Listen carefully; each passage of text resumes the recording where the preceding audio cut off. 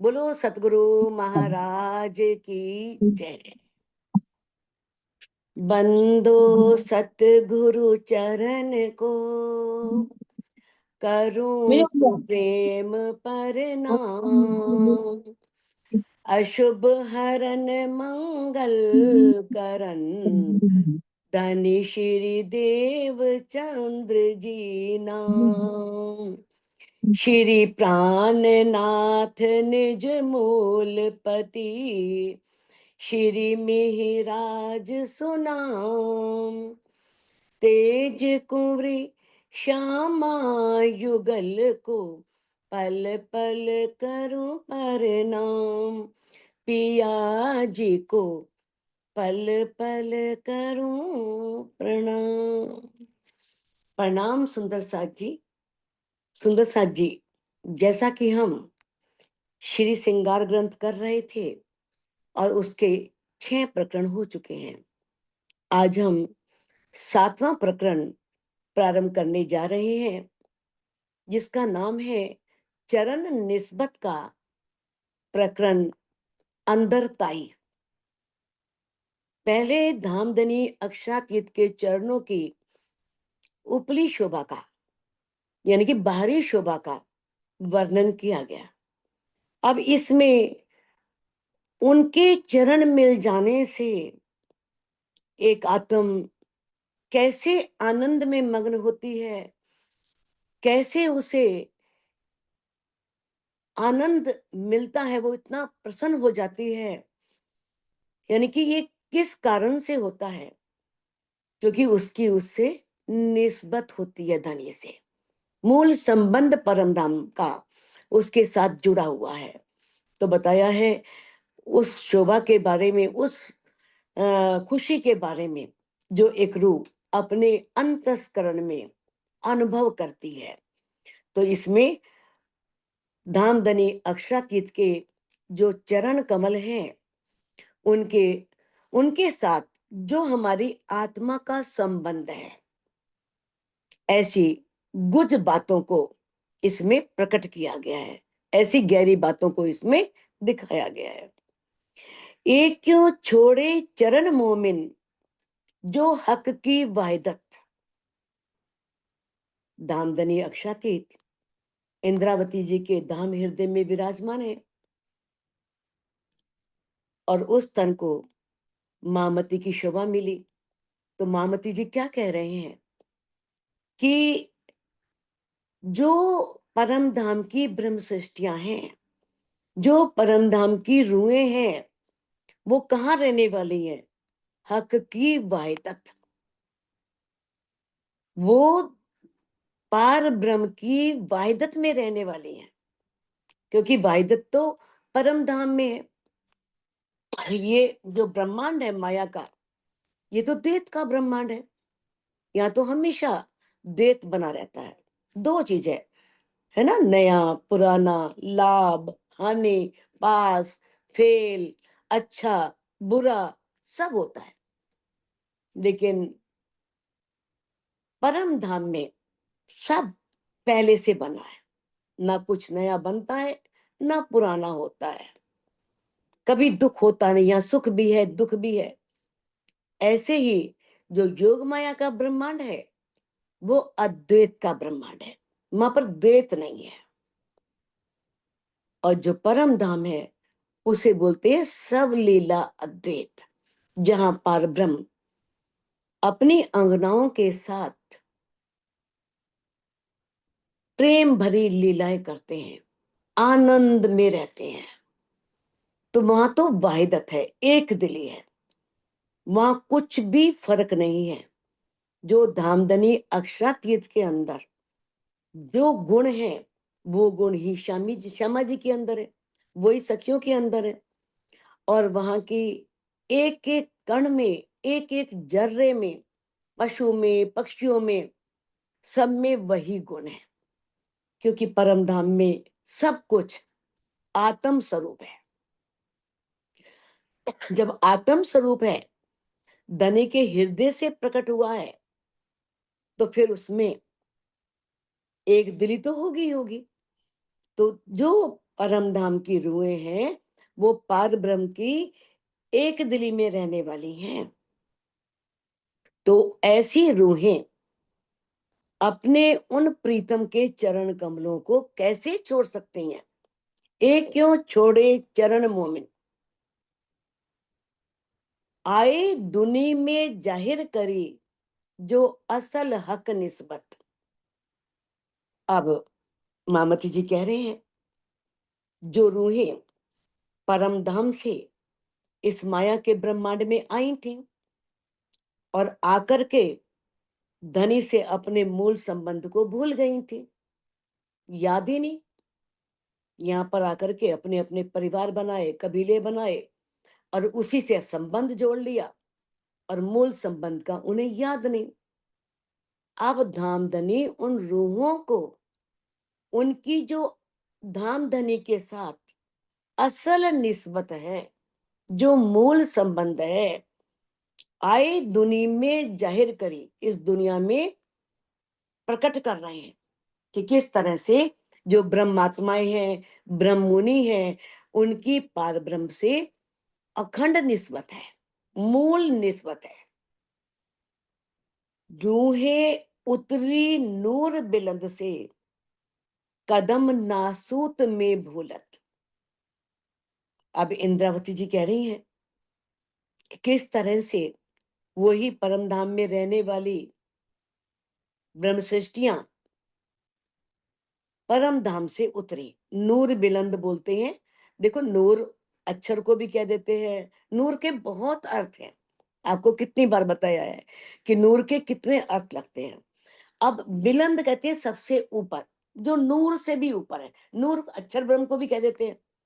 नूर बिलंद यानी कि जो नूर से भी श्रेष्ठ है, उत्तम है, ऊपर है, परम धाम। तो परम धाम से उत्तम तो कुछ है ही नहीं, परम धाम से सुंदर कुछ नहीं। तो जो नूर बिलंद है, ऐसे परम धाम से वो रूहें उतरी हैं, कदम नासूत में भूलत, और इस माया के ब्रह्मांड में आई और माया ने ऐसा प्रभाव दिखाया, ऐसा प्रभाव दिखाया कि उस माया के प्रभाव में आकर के धनी के चरणों को भूल गई। नासूत किसे बोलते हैं? नासूत बोलते हैं इस क्षर ब्रह्मांड को, नश्वर ब्रह्मांड को, माया के ब्रह्मांड को। पता है ना नासूत के बारे में, आप जानते हो। तो मलकूत बोलते हैं बैकुंठ को, ऐसे ही लाहुत बोलते हैं परम धाम को, और आहुत बोलते हैं मूल मिलावे को, जबरूत बोलते हैं अक्षरधाम को।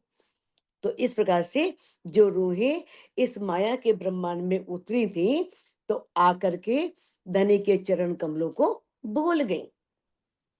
तिन पर रसूल हुए आइया जो असल हक निस्बत। अब जब दामदनी रूहें यहाँ पर आ रही थी, तो दामदनी ने उन्हें कहा था कि तुम वहां जाओगी और तुम मुझे भी भूल जाओगे, अपने आप को भी भूल जाओगे। ऐसी उस माया की जादूगरी है, वहां जाकर के तुम्हें कुछ भी याद नहीं रहेगा, और मैं वहां पर तुम्हारे लिए संदेशे भी लेकर आऊंगा, संदेशे भी भिजवाऊंगा, लेकिन तुम मेरे संदेशों को नहीं मानोगे। उस समय कह दोगे कौन, पता ही नहीं आपको, सब भूल जाओगे। तो रूहों ने क्या कहा था? ऐसा कभी हो सकता है कि आप हमें संदेशा भेजें और आपका संदेशा हम जाने ही ना, संदेशे पर विश्वास ही ना करें? उनका ऐसा कभी हो ही नहीं सकता। अब धामधनी कहते हैं कि जब रूहें इस ब्रह्मांड में आई, आकर के भूल गई। अब यहाँ पर रसूल शब्द आया है, तो रसूल शब्द मोहम्मद साहब के लिए भी आता है, क्योंकि धनी की तीन सूरतें हैं, बसरी, मलकी और हकी। बस ये सूरत मोहम्मद साहब जो रसूल बन करके आए, किस तरह से राज्य रूहों का सब प्रमाण देने के लिए कुरान में, क्योंकि वहां पर किसी भी ग्रंथ में और प्रमाण नहीं थे, अंजील में, जंबूर में, कहीं भी कोई प्रमाण नहीं थे। तो किस तरह से कुरान में 7 क़यामत के निशान लिखवाए, सब प्रमाण दिए। तो यहाँ पर जो रसूल है वो हम मोहम्मद साहब को नहीं कहेंगे, क्योंकि यहाँ पर शब्द आया है तिन पर यानी कि उन रूहों के लिए। अब उन रूहों के लिए रसूल कौन बन के आए? शमा महारानी। सबसे पहले शमा महारानी संदेशा लेकर के आई ना, तो कहा है तिन पर रसूल होए आइया।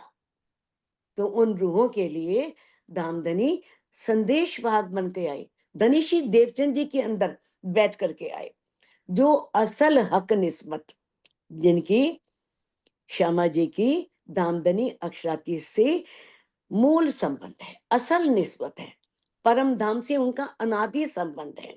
इस करके वो सबसे पहले संदेशा कौन लेकर के आई थी? सुंदरबाई, धनीशी देवचंद जी। पता है ना उनको सुंदरबाई, उनके सुंदरबाई की आत्म। तो क्योंकि वाणी में कहा भी है, प्रकाश हिंदुस्तानी में आया है, सुंदरबाई इन फेरे आए हैं 7 कारण जी, भेजे धनिये आवेश दे के, अब न्यारे न होए एक खिंजी। कि सुंदरबाई इस जागने के ब्रह्मांड में धनी का संदेशा लेकर के आई हैं, धनी की याद दिलाने के लिए आई हैं। अब एक पल के लिए भी अलग मत होना। राजी की बात में न्यारा निमक न होवई, करना पड़े न याद, आशिक को माशूक का कछु इन विद लाग्या स्वाद। जब एक आशिक को माशूक से इतना प्रेम आ जाता है, उसके प्रति इतना अंदर गहरे भाव आ जाते हैं, सारी शोभा, सारा श्रृंगार हृदय में बस जाता है, फिर उसे याद नहीं करना पड़ता। याद तो उसे करना पड़ता है जो अपने से अलग हो, जो अंदर ही आके बस गया, तो कैसे अलग होएगा? न्यारा निमक ना हो भाई, एक पल के लिए भी अलग नहीं होता, उसे याद भी नहीं करना पड़ता, अंदर ही तो है। हर बार कोई बात होगी तो राज्य ही निकलेगा, धामधनी ही निकलेगा। तो इस तरह से जो आशिक रूह होती है, वो माशूक को एक पल के लिए भी भुलाती नहीं है। तो धनी ने याद बताया है इसमें कि किस तरह से धनी श्री देवचंद जी के अंदर जो सुंदर बाई की आत्म है, उसमें धाम धनी का आवेश है, और वो रूहों को जागृत करने के लिए आए हैं। ऐसा कैसे हुआ? क्योंकि उनका मूल संबंध है रूहों का, श्यामा जी का, धनी से परम धाम का अनादि काल का संबंध है। इस कारण से ऐसा संभव हुआ। रूहे कदम भूली नासूत में, हक ताए भेजे इसारत। अब जो परम धाम में रहने वाली ब्रह्मात्माएं थी, इस नासूत के ब्रह्मांड में आई, इस नश्वर ब्रह्मांड में आई, तो धनी के चरण कमलों को भूल गई, नहीं याद रही। रूहे कदम भूली नासूत में, इस नश्वर ब्रह्मांड में आकर के रूहें राज्य के चरण कमलों को भूल गई। हक ताए भेजे इसारत। अब धनी ने उन रूहों को याद दिलाने के लिए, परम धाम की याद दिलाने के लिए, अपनी याद दिलाने के लिए, यही तो जागनी है, यही अपनी जागनी। जो याद आवे निज सुख, जब हमें अपने वो सुख याद आ जाए ना, परम धाम के 25 पक्ष याद आ जाए कि हम किस जगह धनी के साथ क्या लीला करते थे, क्या आनंद लेते थे, यह है आत्म की जागनी। जब वो सुख अंतर चक्षुओं से दिखने शुरू हो जाए, तो अब रूहों को याद दिलाने के लिए धनी ने क्या कहा, क्या किया? वाणी लेकर के आए, और उससे पहले क्या किया? इशारों में बहुत सी बातें लिखी, बहुत से धर्म ग्रंथों में बहुत सारे प्रमाण दिए, लेकिन यहाँ पर उससे मतलब नहीं है जो धर्म ग्रंथों में प्रमाण दिए। यहाँ पर जो इशारते हैं वो धनी श्री देवचंद जी ने के द्वारा की गई बातें हैं, या धनी के द्वारा वाणी में लिखी गई सारी बातें हैं, जो धनी ने किस तरह से बताया है कि आज हम हैं इस संसार में, और किस तरह से हम परम धाम में क्या करते थे, कैसे रहते थे, कैसा हमारा परम धाम है, और किस तरह से हम परम धाम की हर चीज शब्दातीत है, और धाम धनी अक्षरातीत भी शब्दातीत है। ये सारे संकेतों द्वारा ब्रह्मवाणी के अंदर धनी ने स्पष्ट कर दिया, सब बता दिया कि हम परम धाम में, यहाँ पर देखेंगे, हम लिखेंगे इसारते जो है, क्योंकि आगे जो आ रही है ना पंक्ति, वो श्यामा जी के लिए आ रही है, इसलिए हम इसारत का अर्थ वो भी है अनेक धर्म ग्रंथों में दिए गए निशान, संकेत। लेकिन इस जो ये चौपाई है, इस चौपाई में श्यामा जी से तात्पर्य है, क्योंकि आगे आया ताको हादी कहे समझावे। वो जो संकेत हैं, जो परम धाम की निशानियां हैं, परम धाम में किए गए जो आपकी लीलाएं हैं, उसको हादी, हादी जानते हो ना कौन होता है? हिदायत करने वाला, मार्गदर्शन करने वाला।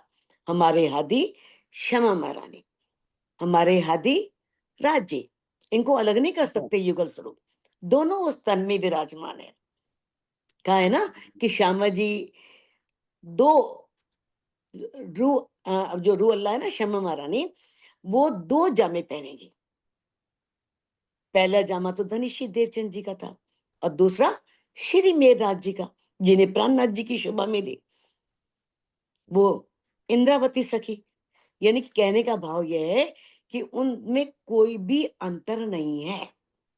अगर ये वाणी भी है, ये धाम धनी अक्षरातीत ने इंद्रावती जी के धाम हृदय में बैठ करके कहलाई है, तो इंद्रावती जी में और सुंदरबाई में, धनीश्री देवचंद जी में, क्षमा महारानी में, और जिनमें पांचों शक्तियां विराजमान है प्राणनाथ जी में, कोई फर्क नहीं है, कोई अंतर नहीं है। तो उसे जो हादी है, तभी कहा है ना वाणी में, ए इलम ले रू अल्लाह आया, खेल मायने इमाम कहलाया। लेके तो रू अल्लाह आई, क्षमा महारानी आई, जब इसके अर्थ खुले तो इमाम नाम हो गया, इमाम मेहंदी। तन तो एक, यानी कि तन तो दो हैं देखने में, क्योंकि धनीश्री देवचंद जी का तन जब इस ब्रह्मांड में नहीं रहा, तो वो महामती जी के तन में विराजमान हो गए, ओ सॉरी, इंद्रावती जी के तन में विराजमान हो गए धनी। लेकिन श्यामा महारानी कोई अलग थोड़ी है, जो पांच शक्तियां हैं उनमें श्यामा जी का नाम भी आता है ना। तो इस तरह से कहते हैं कि जो असल हक निस्बत, क्योंकि उनकी दामदनी से रूहों की और श्यामा महारानी की असल निस्बत है, मूल संबंध है, अनादि काल से संबंध है। रूहें अरस की कदम भूलियां, तिन पर रूह अपनी भेजत। अब कहते हैं रूहें अरस की कदम भूलियां, परमधाम की रूहें जिन चरणों में बैठी हुई हैं मूल मिलावे में, और उन्हीं चरणों को आकर के इस माया के ब्रह्मांड में भूल गई, उन्हें याद ही नहीं, वो चरण कमल दिख ही नहीं रहे। अब धनी ने क्या किया, क्योंकि देखो सभी फरामोशी में है, श्यामा जी भी फरामोशी में है।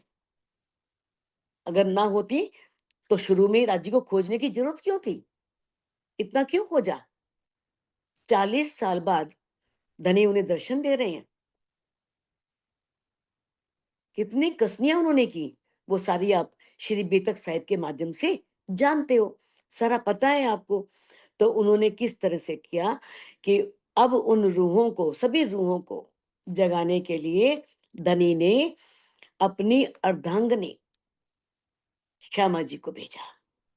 श्यामा जी धनी के, दामधनी के नूर से हैं, उनके अंग से हैं, और सभी रूहें श्यामा जी के नूर से हैं।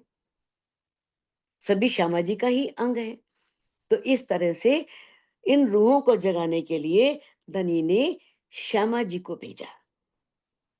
अर्स बातें, अब क्या कहा उनसे, अर्स बातें कह समझावे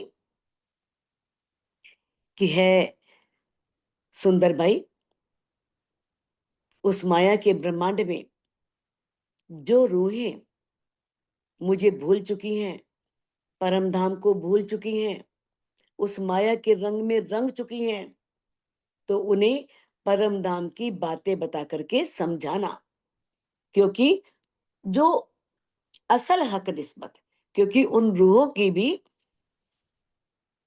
धामधनी से, उस पार ब्रह्म से मूल निस्बत है, उनका संबंध है।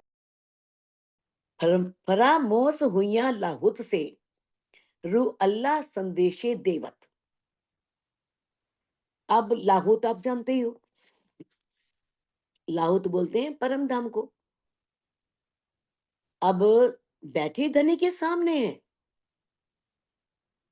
उनके चरणों में बैठी हैं, देख भी धनी के नेत्रों की ओर रही है, राज्य के नेत्रों की ओर, लेकिन राज्य नहीं दिख रहे, क्योंकि सुरता कहाँ आ गई, इस माया के ब्रह्मांड में, और जीभ पर आकर के बैठ गई, जिसे आत्म कह दिया गया। तो कहा है कि वो जो लाहुत से जो ब्रह्म सृष्टियां आई, वो फरामोशी में है। वहां पर भी फरामोश है और यहाँ पर भी नींद में ही है।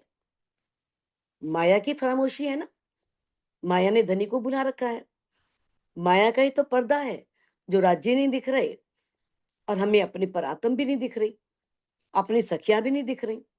तो ये क्या है, ये फरामोशी, नींद। अब रू अल्लाह संदेशे देवत। अब रू अल्लाह कौन है, श्यामा महारानी।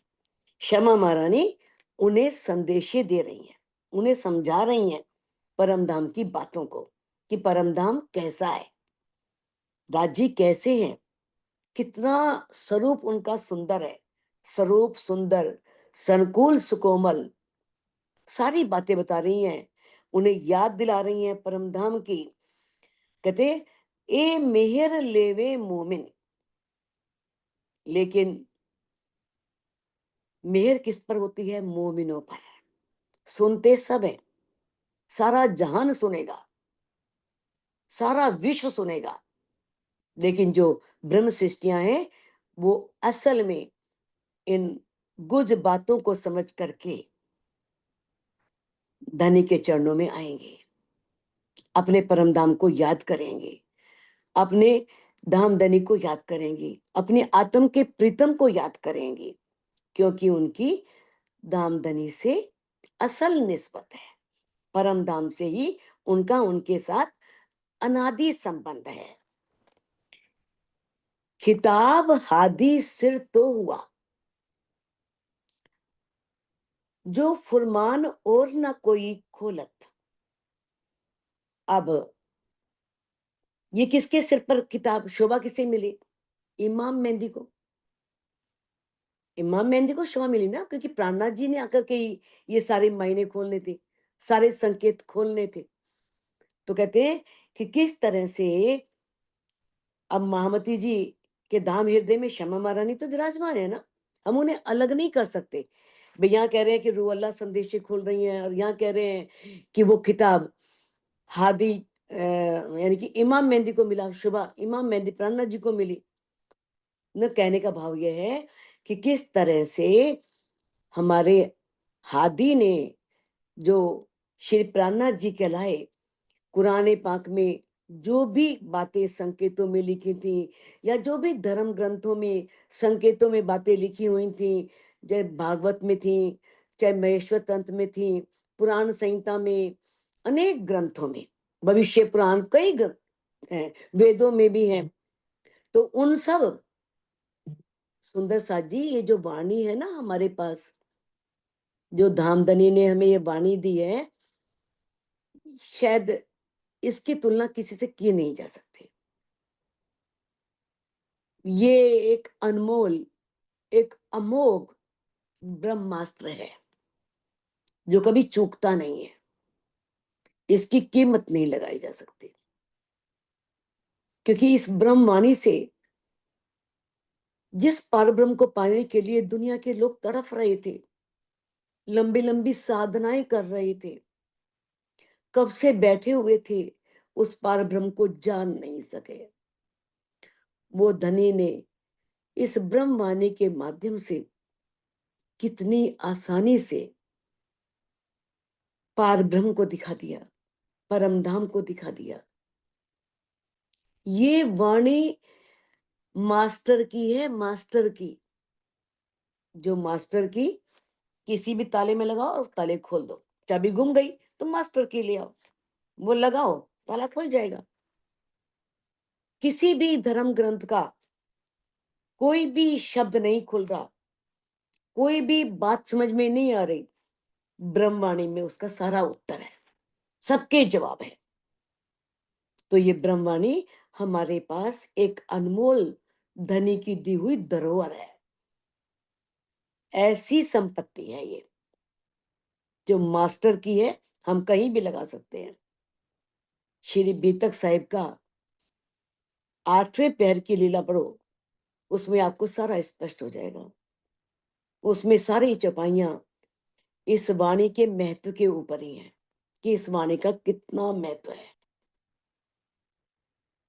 कहते हैं, जो फुरमान और ना कोई खोलत, जिन संदेशों को, जिन बातों को, जिन गुज रहस्यों को और कोई नहीं खोल सका, तो किसने खोला? इमाम मेहंदी ने, प्राणनाथ जी ने। कहते, हक कदम हृदय मोमिनो, और धनी जो है वो अपने मोमिनों के हृदय में आकर के उन्होंने अपने चरण कमल रख दिए। अब इससे बड़ा सौभाग्य क्या हो सकता है, कि वो पारब्रह्म जिसे दुनिया ढूंढ रही हो, और जो माया में डूबी हुई रूह है, उसके अंदर चरण कमल रख रहे हैं।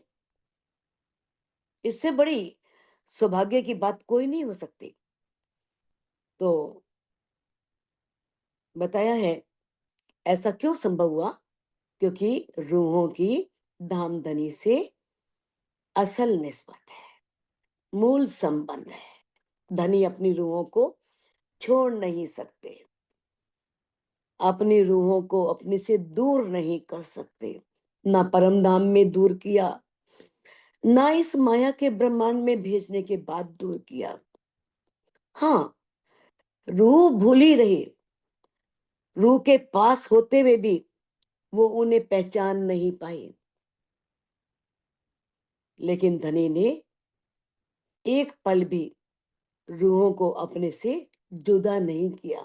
इस माया के ब्रह्मांड में भी वो हर पल, हर रूह के ऊपर एक चरण से खड़े हैं, एक पैर से खड़े हैं, हाजिर नाजिर हैं, सामने ही है। सिर्फ रूहें ही माया के नशे में आकर के, माया के प्रभाव में आकर के, माया के आकर्षण में आकर के धामधनी को पहचान नहीं पा रही हैं। रूहें भूलियां खिलवत खेल में। अब क्या इस वाणी को मिलने से पहले आप जानते थे खिलवत क्या है? मैं भी नहीं जानती थी। कोई पूछे खिलवत क्या है, तो कह देंगे नहीं पता भाई खिलवत क्या है। अरबी भाषा का शब्द है, हमें क्या पता खलवत। जहां आशिक और माशूक इकट्ठे हो, एक साथ हो, नहीं जानते थे।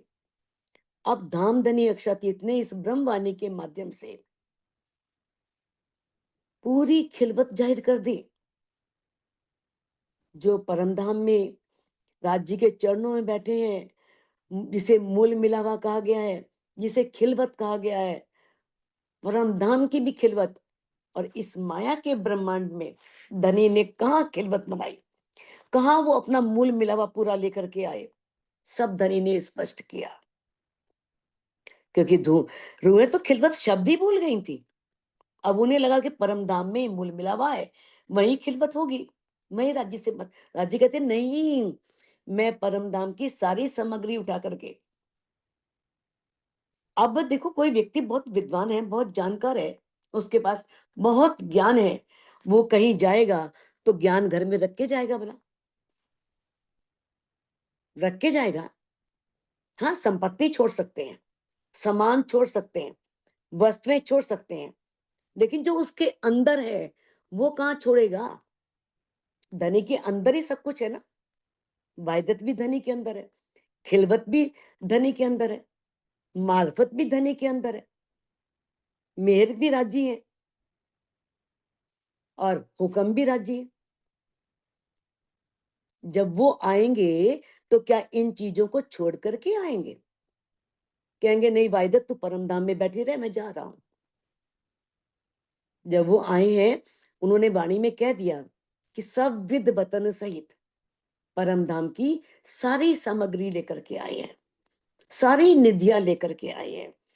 तो हम जिस खिलवत को इस माया के ब्रह्मांड में भूल चुकी थी, ताए रू अल्लाह इलम लियावत।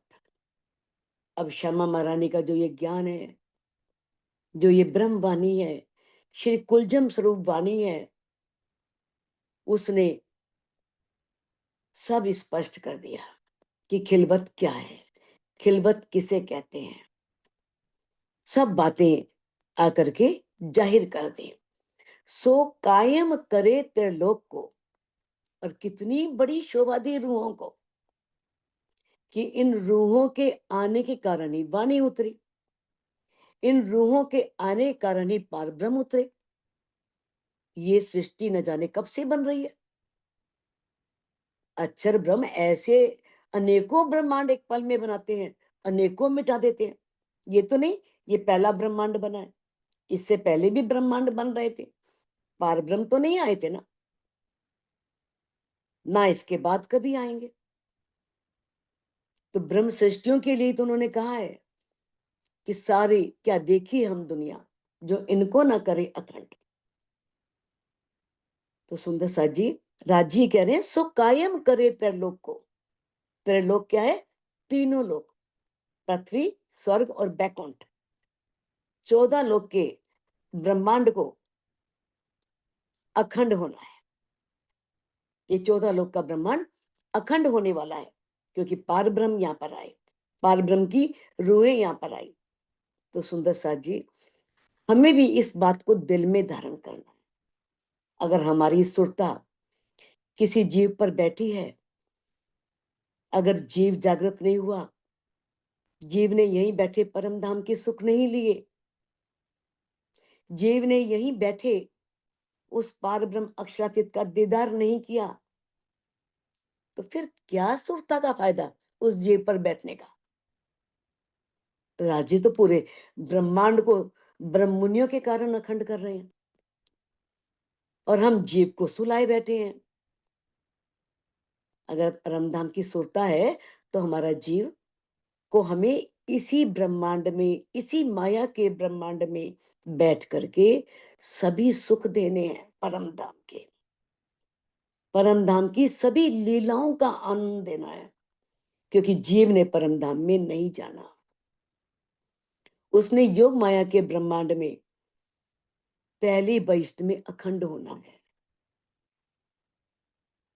ताकि वो वहां पर बैठे बैठे परम धाम की लीलाओं का आनंद लेता रहे। तो कहते हैं जो असल हक निस्बत ऐसा तब संभव हुआ जो क्योंकि रूहों की धामधनी से असल निस्बत है, अनादिकाल का संबंध है। इश्क रब्द हुआ अर्स में तो रूहे इत दे धरत। कहते हैं कि इश्क रब्द हुआ अर्स में, परम धाम में इश्क रब्द हुआ था। देखो वो रब्द तो बहुत टाइम से चल ही रहा था, और रब्द कोई झगड़ा नहीं है, एक प्यार भरी बहस है, और वो गलत भी नहीं है। जब मां वाहिदत है तो गलत कैसे हो सकता है? श्यामा जी कह रही हैं मेरा इश्क बड़ा है, सखिया कह रही हैं हमारा इश्क बड़ा है, राजीव कहते हैं ये मेरे इश्क को जानती ही नहीं, इन्हें मेरे इश्क की पहचान ही नहीं है। अगर पहचान होती तो ऐसा कभी रब्द ही नहीं होता कि मेरा इश्क बड़ा है, हम कहते ही नहीं।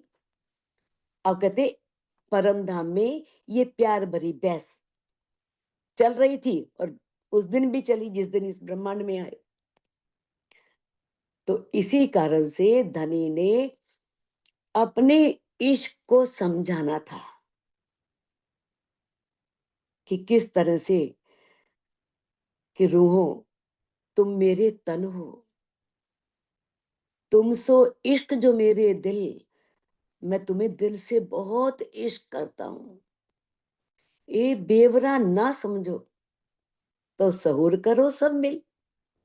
अगर इस बेवरे को नहीं समझ रहे ना, तो इस ब्रह्मवाणी के जागृत बुद्धि के ज्ञान से विचार करो।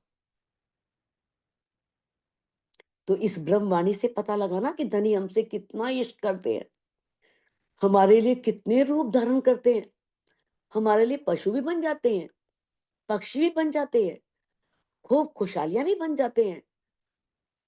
ये सब बातें इस ब्रह्मवाणी के माध्यम से पता हुए लगे। और किस तरह से तब उन्हें लगा कि हम नहीं जानते थे परम धाम में इस बात को, यहां आकर के ब्रह्मवाणी से ही पता लगा। तो कहते तभी इस कारण से, क्योंकि ये जो बेवरा था कि इश्क बड़ा किसका है, परम धाम में तो हो नहीं सकता था, इसीलिए तो रूहे इत देह धरत, इत मैंने यहां इस माया के ब्रह्मांड में इन तनों पर आकर के बैठे, ये बेवरा जानने के लिए, इसको इस इश्क रब्द को जानने के लिए रूहे चरण तो पकड़े जो असल हक निस्बत।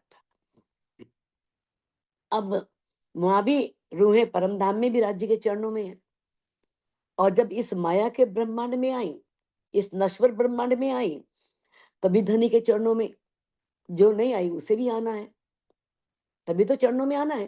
क्यों आना है? चरणों में रूह तभी आएगी ना जब उसकी उनसे निस्बत होगी। जिसकी निस्बत ही नहीं, वो तो वाणी सुन के पहचान ही नहीं करेगा, वो यकीन ही नहीं लाएगा। जिसकी निस्बत नहीं है, जिसका संबंध ही नहीं है, वो कैसे सुन तो लेगा वाणी, हाँ बहुत अच्छी थी, बहुत अच्छा ज्ञान था, पर सारी बातें तो एक ही हैं, वो परमात्मा तो एक ही है, चाहे वो किसी को भी मान रहे हैं, उसे ही पार ब्रह्म माने बैठे हैं। ये भेद नहीं मिटेगा ना। कौन रूहें धनी के चरण में आ रही हैं? चरण में आने का मतलब इस ज्ञान की छत्र छाया में आना, इस ज्ञान के द्वारा धनी को पहचान करके उनके आश्रय में आना। तो कहते हैं रूहें चरण तो पकड़े। कौन रूहें आ रही हैं धनी के चरण में, धनी के सामीप्य में? जिनकी दामदनी से मूल निस्बत है, अनादि काल का संबंध है। आए कदम दिल मोमिन, जाको शब्द न पहुंचे सिफत। अब कदम दिल मोमिन, अब धामधनी अक्षातीत ने क्या किया? मोमिनों के दिल में अपने चरण रख दिए, छोड़ आए परम धाम को। मेरी रूहें ही नहीं है, मैं क्या करूं? मां भी है, ऐसी बात नहीं कि राज्य परम नाम खाली है, राज्य वहां है। जब सखियां वहां है तो राज्य कैसे आ सकते? पर वो तो करोड़ों रूप धारण करते हैं, कितने, और यहाँ पर आकर के रूहों के दिल में अपने कदम भी रख दिए। कहते हैं, जाको शब्द न पहुंचे सिफत। जो रूहें हैं ना, दामदनी ने वाणी में इंद्रावती जी के तन से कितना स्पष्ट लिख दिया कि रूहें जो है ना, उनकी महिमा अनंत है, उनकी महिमा के लिए कोई भी शब्द नहीं लग सकता। जाको अगर उनकी सिफत करें, उन ब्रह्म मुनियों की प्रशंसा करें, उन ब्रह्म मुनियों के महत्व के बारे में बताएं, तो कहते हैं उसे एक शब्द भी नहीं लगता। यहाँ इस माया के ब्रह्मांड का कोई शब्द भी वहां तक पहुंच सकता ही नहीं। हके अर्स दिल तो कहिया जो असल हक निस्बत। तो राज्य ने मोमिनों के दिल को अर्श क्यों बनाया? क्योंकि उनका दामदनी से अनादि संबंध है। अनादि जानते हो ना, जिसका आरंभ ही नहीं है। परम धाम अनादि है, अनंत है, उसका अंत ही नहीं है। इसी तरह से रूहों का धामधनी से अनादिकाल का संबंध है, अनंत काल तक रहेगा। तो कहते हैं ए वर्णन हुक्मे तो किया। अब मामती जी क्या कह रहे हैं? कह तो धामधनी रहे हैं इंद्रावती जी के धाम में, धाम हृदय में विराजमान होकर के, लेकिन शोभा उन्होंने इंद्रावती जी को दी है, मामती को दी है। वो क्या कह रही हैं? मैं वर्णन नहीं कर रही, राज्य के हुक्म से वर्णन हो रहा है, राज्य की इच्छा है। क्यों क्यों इच्छा है राज्य की? क्योंकि जो जाहिर करनी खिलवत, क्योंकि उन्होंने खिलवत को प्रकट करना है। जो खिलवत इस ब्रह्मांड में पहले जाहिर नहीं हुई, उस खिलवत के बारे में अक्षर ब्रह्म ही नहीं जानता था, तो ब्रह्मा विष्णु महेश आदि नारायण या ये ब्रह्मांड तो क्या ही जानेगा? पहले कभी प्रकट नहीं हुई खिलवत, और धनी ने उस खिलवत को प्रकट करना है, क्योंकि धनी को पता है जब तक ये जाहिर नहीं होगा, रूहों को अपना घर कैसे याद आएगा, वो बातें कैसे याद दिलाऊं जो मूल मिला में बैठ करके की थी, किस तरह से वायदे किए थे, कैसे राज्य को बड़े दावे से कहा था, देखते हैं तुम्हारी माया हमारा क्या बिगाड़ती है, आपकी माया एक, हम 12,000। अब धनी कहते हैं बोलो कहाँ है 12,000, मेरी एक माया ही इतनी ताकतवर हो रही है। किस तरह से तुम्हें उसने मदहोश किया हुआ है, क्योंकि माया को भी तो धनी ने बल दिया है। अगर हम वो बल पकड़ लें तो रूहों का बल तो माया से करोड़ गुना है, लेकिन तब जब वो अपने उस बल को पहचाने, अपने उस आत्म बल को पकड़ ले।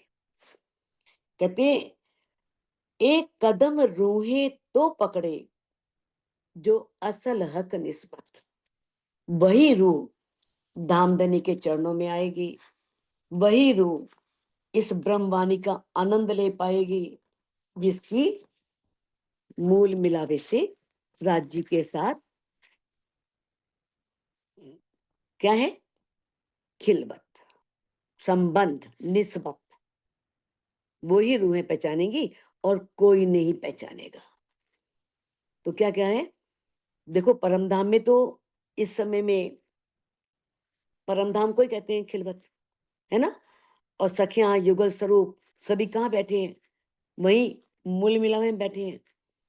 और जहां आशिक है, माशूक है, उनकी बातें हैं, एकांत है, वहां पर खिलवत है। धनी ने सब बातें आकर के स्पष्ट कर दी। और क्या देखो परमधाम में तो सिर्फ राज्य कहते हैं, राज्य आसी है। असल अर्श में, असल अर्श के बीच में हक का नाम आशिक, जो असली परमधाम है ना, वह राज्य आशिक है। ये बातें धनी ने वाणी के द्वारा स्पष्ट करी, जो बातें परमधाम में रूहें नहीं जानती थी। वो अपने आप को ही आशिक मानती थी कि हम राज्य को रिझाती हैं, राज्य हमारे माशूक हैं, क्योंकि पता नहीं था।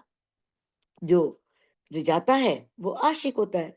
उन्हें पता नहीं कि राज्य हमें कितनी तरह से रिझाते हैं, कितने लाड लड़ाते हैं। तो इस तरह से वहां पर तो राज्य आशिक है, और किस तरह से जो उनका दिल है वो ही खिलवत है। और उसी में श्यामा जी हैं, उसी में सखियां हैं, उसी में 25 पक्ष हैं, सब कुछ राज्य के दिल में है। अब सखियां जो थी वो अपने जो उनके धाम हृदय में जो राज्य विराजमान है, हमेशा उनके दिल में हमेशा राज्य विराजमान रहते हैं। और अब इस लीला में सखियां आशिक हैं। जब तक वाणी जब तक जब ये वाणी आई, वाणी से पहचान हुई, तो सखियां आशिक बनेंगी नहीं बनेंगी राज्य की? राज्य को रिझाएंगी नहीं रिझाएंगे? रिझाएंगी ना। जब इस ब्रह्मांड में आई तब राज्य को लगा कि अब इनसे आशिकी नहीं निभाई जाने, अब मैं आशिक बन जाऊं। सुंदर साथ जी ध्यान से सुनो ये बात। जब तक हमें पहचान नहीं होती ना, राज्य हमारे पीछे पीछे रहते हैं, पीछे पीछे याद दिलाने के लिए हर पल मेल करते रहते हैं, हर पल कुछ ना कुछ दिखाते रहते हैं। और जब पहचान होती है ना, फिर आगे दौड़ते हैं, पकड़ो अब मुझे। तुमने मुझे इतने टाइम नचाया, इतना पीछे घुमाया, अब तू भी तो घूम। तो किस तरह से फिर जब एक सखी पहचान करके उनकी शोभा श्रृंगार को अपने दिल में बसा करके राज्य पर निछावर हो जाती है, तब वो माशूक कहलाती है। मतलब आशिक, सॉरी, आशिक कहलाती है, क्योंकि वो अपने माशूक को रिझाती है। हके आए किया अर्स दिल को, बीच लियाए कदम न्यामत। राज्य ने इस माया के ब्रह्मांड में आकर के मोमिनों के दिल को ही अर्श कर दिया, परम धाम बना दिया, उसी को खिलवत बना दिया। और वो धाम कैसे बना, खिलवत कैसे बना? बीच लियाए कदम न्यामत। सबसे बड़ी नियामत तो राज्य के चरण कमल है। जब कोई सुंदर साथ आए तो हम कैसे कहते हैं, हमारे धन भाग हो गए, क्योंकि आपके चरण हमारे घर में पड़े। कहते हैं ना, कितने खुश होते हैं, कितने प्रसन्न होते हैं। अब राज्य के चरण कमल हमारे धाम हृदय में विराजमान हो जाए, तो वो रूह धन्य होगी या नहीं होगी? जब चरण कमल विराजमान होंगे तो राज्य पूरे ही आएंगे, सारी न्यामतें लेकर के ही आएंगे, सारा खजाना लेकर के ही आएंगे ना। तो राज्य ने अपने चरण रखे। चरण सबसे बड़ी अनमोल धरोहर है, धनी के चरण कमल। तो कहते हैं कि किस तरह से राज्य के चरण कमल अंदर आने से रूहों का दिल धाम कहलाया और उनके दिल में खिलवत हुई। ये अभी नहीं होगी हुई, जब होगी, जब राज्य ने कहा है रू नैनो दीदार कर, रू हक जुबा सो बोल, रू कानो बातें सुने, ए पट रू अर्श का खोल। जब एक रूह अपने अंदर की चक्षुओं से धनी का दीदार करेगी, धनी की बातें सुनेगी, धनी से बातें करेगी, तब दिल हमारा खिलवत, जो खिलवत में सुख मिल रहे थे वो यहां मिलने शुरू हो गए। सिर हुक्मे हुज्जत तो लई, जो असल हक निस्बत। अब कहती हैं इंद्रावती जी, राज्य का ये आदेश हुआ कि ये वर्णन करना है, सारी खिलवत जाहिर करनी है, वायदत जाहिर करनी है। तो उनके आदेश को मैंने शिरोधार्य किया, अपने सिर पर स्वीकार किया, और मैंने हुज्जत ले ली। हुज्जत क्या है? दावा। सबसे बड़ी बात तो ये है, हम परम धाम और परम धाम में रहने वाले उस पार ब्रह्म की अर्धांगनियां हैं। तो कुछ लेना है राज्य से तो दावे से लेना है। लेकिन दावा कौन करेगा? जिसने धनी के लिए कुछ कर्तव्यों का पालन किया होगा। उत्तरदायी जो धनी धनी ने सौंपे हैं, जो जिम्मेवारी सौंपी है, उन्हें पूरा किया होगा, वो ही रूह दावा ले सकती है। इंद्रावती जी तो ले सकती है ना, उन्होंने अर्धांगिनी होने का दावा ले लिया। सिंधी भाषा पढ़ोगे तो पता लगेगा कितनी दावे से बात कर रही हैं, कैसे कह रही हैं कि रूह, मैंने धनी को अपने दिल रूपी पिंजरे में कैद कर रखा है, मीठे मीठे अंगूर खिलाती हूँ, और जैसा चाहे वैसे नचाती हूँ, और मैं तुम्हें भी ये कला सिखा रही हूँ, तुम भी सीख लो, तुम भी करो।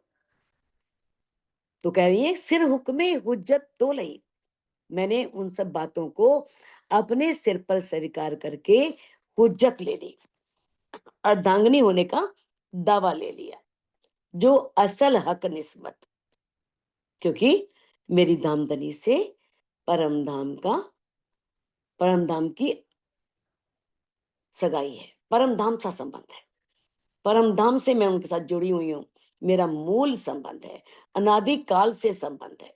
इसलिए मैंने ये दावा ले लिया, और दावे से कहा जाए धनी को पूरा करना पड़ेगा, है ना। तो हर रूह इस तरह से, जो हमें धामधनी ने इस ब्रह्मवाणी के माध्यम से, जो हमारे हादियों ने किया, वो मार्ग प्रशस्त किया, तो उस मार्ग पर चल कर के सभी रूहें धनी को दिल में बसा सकती हैं, चितवन करके धनी का दीदार करें, धनी को देखें और जिस तरह से उन्होंने हुज्जत ली, दावा लिया, तो हर रूह दावा ले सकती है। तो सुंदर साथ जी इस चौपाई को अनम्यूट करके दोहरा सकते हैं।